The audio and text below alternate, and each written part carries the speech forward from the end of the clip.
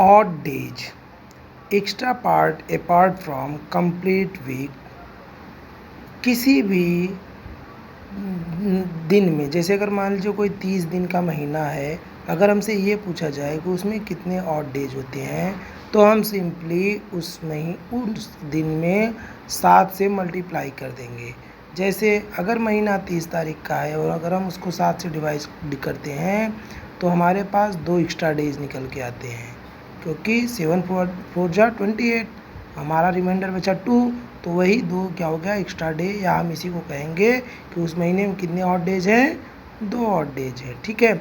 उसी तरीके से अगर हमसे ये पूछा जाए कि किसी भी ऑर्डिनरी ईयर में कितने ऑड डेज होते हैं, तो हमें पता है कि एक ऑर्डिनरी डेज ईयर में 365 दिन होते हैं, या हम यूँ कह सकते हैं अगर हम इसको 7 से डिवाइड करेंगे तो हमारा आंसर आएगा 52 और रिमाइंडर बचेगा 1। तो 52 हमारे क्या हो गए, वीक्स हो गए, और रिमाइंडर 1 बच रहा है। इसका मतलब ये 1 डे क्या हो गया हमारा, एक्स्ट्रा डे या ऑड डे। तो किसी भी ऑर्डिनरी ईयर में कितना ऑड डे होते हैं, 1 डे। और किसी भी लीप ईयर में कितने कितने ऑड डेज होते हैं, तो लीप ईयर में जैसे कि 365 दिन ऑर्डिनरी होता है, तो लीप ईयर में 366 डे होने के कारण जब हम 7 से डिवाइड करेंगे तो अब हमारा 52 तो आंसर आएगा, जो कि 52 वीक्स को बताएगा, और 2 रिमाइंडर होगा। इसका मतलब नंबर ऑफ ऑड डेज कितने होंगे लीप ईयर में, 2 दिन होंगे। अगर 100 साल की बात करते हैं तो 100 साल में कितने ऑर्डिनरी डेज होते हैं, तो हमने सिंपली क्या कर दिया कि 100 साल में 76 तो हमारे ऑर्डिनरी ईयर होंगे और 24 लीप ईयर होंगे। अब 76 ऑर्डिनरी ईयर, एक ऑर्डिनरी ईयर में कितना एक ऑर्डिनरी ईयर में कितना एक्स्ट्रा डे होता है, कितना ऑड डे होता है, 1 होता है। अभी हमने ऊपर पढ़ा, तो हमने 76 में 1 को मल्टीप्लाई कर दिया। और लीप ईयर में कितने एक्स्ट्रा ऑर्डिनरी डेज होते हैं, 2 होते हैं, ऑड डेज 2 होती हैं, तो हमने 24 में 2 को मल्टीप्लाई कर दिया। जब हम ऐड करते हैं तो हमें मिलता है टोटल 124 ऑड डेज। लेकिन अब इसको भी जब हम 7 से डिवाइड करेंगे तो आंसर आएगा 17।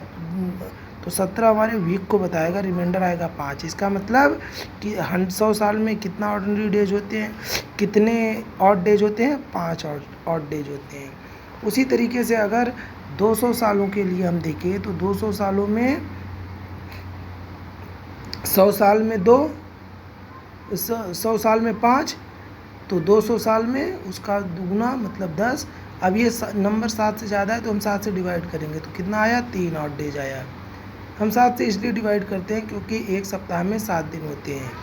उसी तरीके से अगर 300 साल में देखें कितने ऑड डेज होते हैं, तो आंसर आएगा 1 ऑड डे। 400 सालों में हम निकालेंगे तो 0 ऑड डेज आएगा। क्यों 0 आता है, क्योंकि वो जो 400वां साल होता है वो लीप ईयर होता है। ठीक है। अब हम करेंसी के बारे में जानते हैं कि इंडियन करेंसी होती क्या है। So Indian rupees is official currency of Republic of India controlled by RBI। भारतीय रुपया जो है रिजर्व बैंक ऑफ इंडिया द्वारा कंट्रोल किया जाता है। अब जो भारत की यूनिट है वो क्या है, रुपी है, पैसे हैं। तो 1 रुपये में कितने पैसे होते हैं, 100 पैसे होते हैं। ठीक है। तो ये किस फॉर्म में अवेलेबल होते हैं, कॉइन्स में होते हैं, करेंसी में होती है, मतलब नोट्स में होती हैं। तो कुछ छोटे नोट्स होते हैं, कुछ बड़े होते हैं, जैसे 5 रुपये का नोट हुआ, 10 का नोट हुआ, और सबसे बड़ा नोट कितना है इंडिया में, 2000 का है। ठीक है। और इस समय जो चलन में है सबसे छोटी कॉइन कितने की है, 1 रुपये की है। अब हमारे पास अगर क्वेश्चन आया, किसी ने पूछा कि 125 रुपये में कितने पैसे होते हैं, तो हम क्या करेंगे, 125 में 100 को मल्टीप्लाई कर देंगे तो हमारा वो क्या हो जाएगा, पैसे में कन्वर्ट हो जाएगा। क्यों, क्योंकि 1 रुपये 100 पैसे के बराबर होते हैं।